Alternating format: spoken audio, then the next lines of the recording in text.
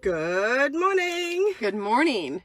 So, Yes. Hi, here we Hi. are. It's Friday, and we were talking, and we got really connected that you, whoever is viewing these videos and watching, may not have any idea of what our history kind of is, and how we kind of became the parents we are today, and how, the journey that got us here. And what the seminal parts were of that journey is what I will say. Yeah. Right? Yeah.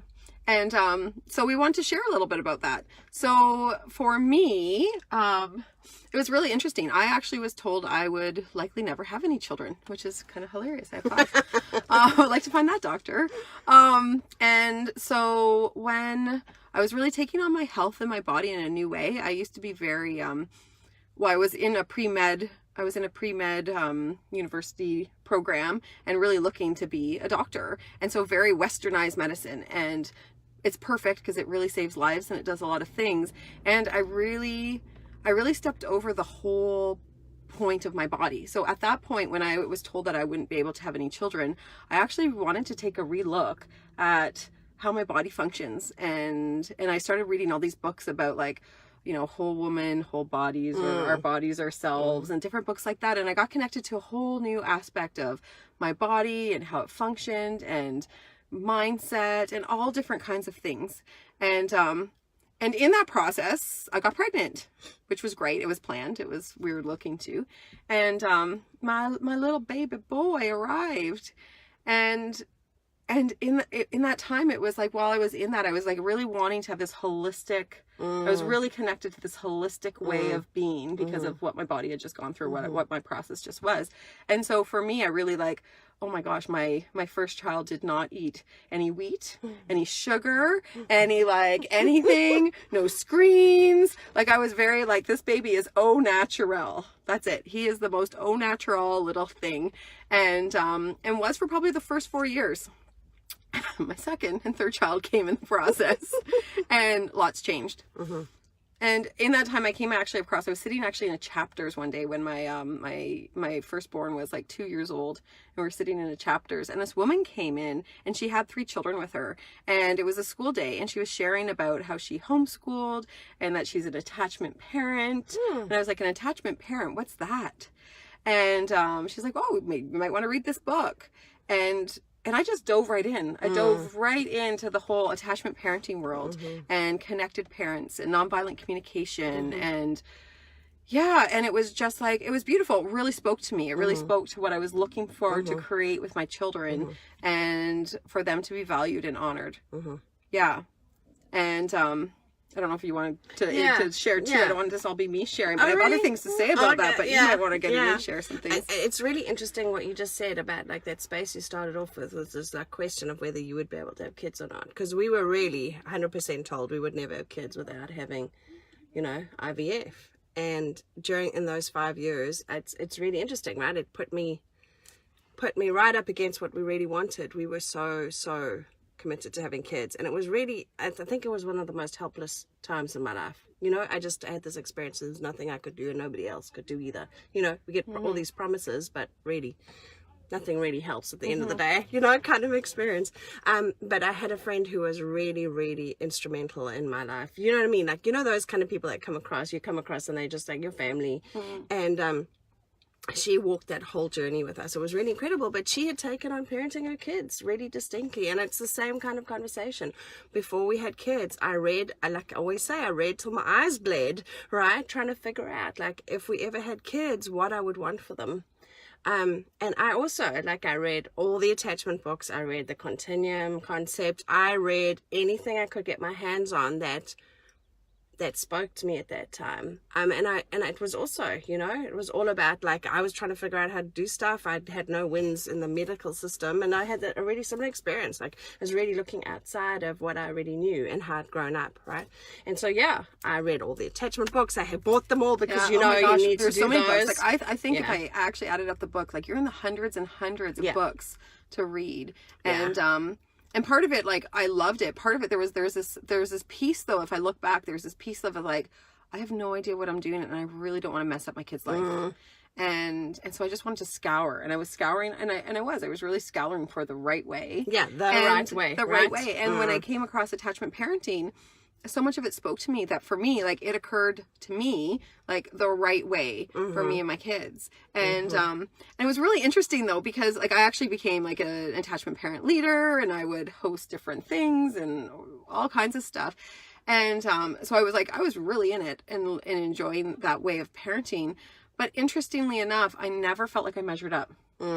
With that model, like, in that model, because it really occurred to me, like, there was a right way. And even in the community, like, of attachment parents, like, it was there was kind of this thing that there was this right way.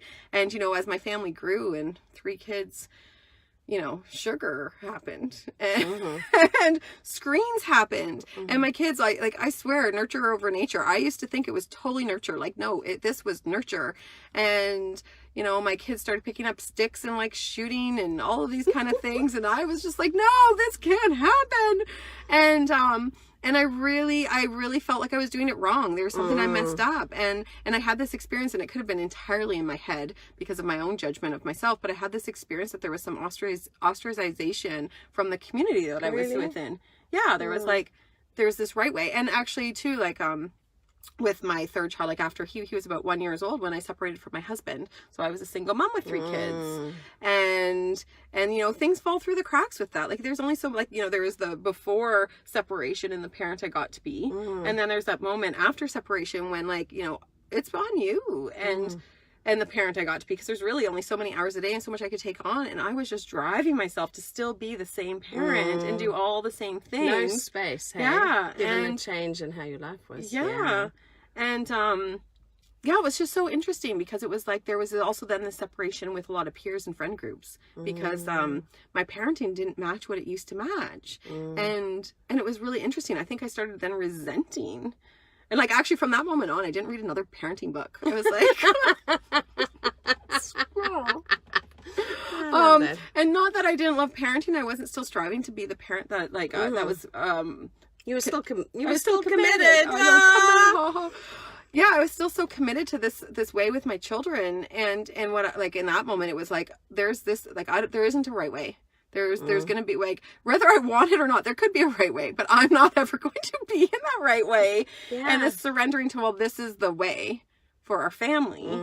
And it was just really interesting to be along that. So, like, even as the parent I am today, there's still so much attachment aspects to it, like, from attachment parenting. Like, it sounds like it's like a part of your foundation. That's what it sounds like, right? Yeah, that whole idea of being connected. Yeah, right. And children being whole and honored and have a voice. Yeah. Have autonomy that way. Like, that's really important to me. And my disciplinary methods would be match in that realm as well, right? Like, we talk about things. We look at our agreements. We look at the outcomes. We look at things together. And although sometimes there's some reaction of just get in your room because I said so. That might happen a few times.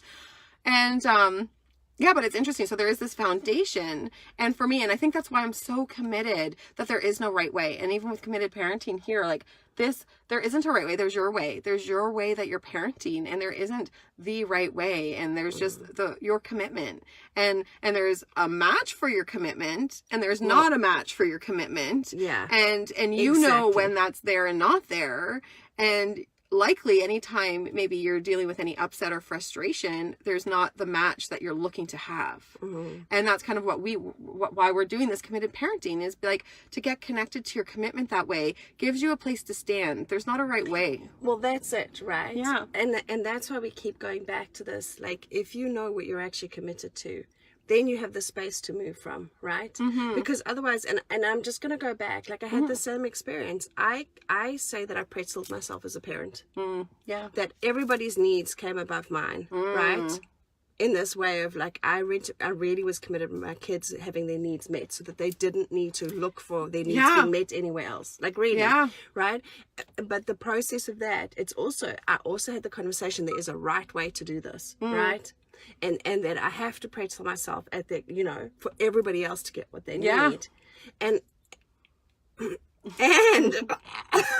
you know, it doesn't work, but also what it leaves with the kids is then this experience of a mom that's like martyred themselves, you know, and that's not what I want for them either, because then who's their role model? Some martyr, you know, to a not even healthful cause, you know, at the end of the day. Well, interesting, because like even that's some of the things I'm noticing I'm dealing right now with like a couple of my older children, right? Like, because when we were up until just a few years back, I would say I really had it like it was their happiness was my job. Their happiness was my job at all costs. And it's like, I would really love to sink in and have a bubble bath and relax. But, you know, there were things to attend to, and that wasn't allowed, or that wasn't the right way. And so I would kind of chase and drive myself around because they're oh my gosh, that responsibility, like their happiness is my responsibility. And it's like, what? And that was great and rewarding at times. But now the problem is like, even still some of the older ones, they actually have it like their happiness is my responsibility. If they're not happy, they're like, come on, Mom, I'm not happy. And the opportunity was missed. Well, not entirely, because now they get to discover it. But the opportunity really is like, we feel our own happiness. These children, like their happiness is their responsibility. And I took that away. I actually took that away from them by having it that way. And a lot of opportunity got lost. And so now my new favorite question, like, you know, Reed, my younger one, will often come up to me like, I'm bored. And it's like, awesome, I hear you're bored.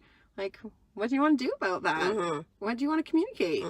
And it's like, you know, you get to have your happiness, and that gets to be your responsibility. And I get to, my happiness is my responsibility. Well, and if that bubble bath is going to give me happiness, it's like, hey kids, my happiness is my responsibility. And you know what? A bubble bath is calling. You know where to find me. And taking my own self-care on in a different way with that. I think that's what I hear too, right? Like, is that I think we take away the autonomy from our kids by not actually standing in partnership, because that's part of what it is. It's not that, for me, it's not that my kids need to go off and do stuff on their own. Like, they always have a partnership, right? Yeah. To come from. That's my commitment. Like, right? we're here beside them to support them in finding whatever that happiness is or whatever they're looking for. And granted, we've had more life experience, right? And we can see further, and hopefully our prefrontal cortex has developed more than theirs. But like, the opportunity really is this partnership, right? And that and what I hear so much is that like, we actually meet our needs in a healthful way for each of us, right? Yeah, and I just even hearing that, like, everyone each has their own needs and different needs at different times. And that we actually, like, so that's one thing that I really noticed about my kids now, is they really will say, what they need. But also the other thing that I find so extremely powerful with them is they will say, hey, I'd really like to be acknowledged for this. When they've taken something on and they really know they've achieved something. It's not somebody outside of them saying, oh, you did well. They could actually, like, see, like, I took this on, I accomplished this, whatever it is. And sometimes it's like, I cleaned up the lounge without anyone asking, right? But like, literally. And other times it's like, I really like to be acknowledged. I had this really tricky conversation, and I went all the way through it. Like, do you know what I mean? But they get to have, it's that same thing for me. It's their autonomy, right? Within a, you know, space. Yeah. Woo! So that's kind of like how we became to be in this committed parenting thing. It really is. And you know, there's a lot of attachment principles at the foundation, for sure, given who we were and the different reading and those between us thousands and thousands of books likely read by these eyes and the life experience that. But really, there's not the right way, and there's not one way, and it doesn't, it really isn't about the modality of parenting that you're connected with for your family. I am not here to judge, and I'm not here to critique the kind of parenting. We're really looking for, what are you committed to for you, for your family, and for your children? And then what best supports that, right? Like, so it doesn't discount then looking outside of ourselves, right? Like, that's really important for me. Looking outside of ourselves then, like, what would have me meet that? So if communication isn't landing, what do we need to look at, right? That we actually as a family have our communication working. Do we need to, like, apply some more attachment principles? Do we need to apply some listening? Do we need to apply connection here? Right, so that people are heard. But that's really, but it's to support your commitment and what you want out there in the world with your kids, and to get you connected to it. And because, like, again, it's that thing, like, sometimes the searching for the right answer, and as soon as you actually get connected to your commitment and actually what you're looking for, what you're committed to, the right words are like, they're right there to be said. It's like there's no knowing, there's no having to have it figured out. You connect with your commitment, and it's like it's right there. It's right there. The questions to ask, the support to get, the conversations to have. Brilliant. That's what we're about. Okay. And hi, Amanda. Thank you. Awesome. Okay. Thanks very much. Enjoy your Friday. Yes. Bye. Bye. Mwah.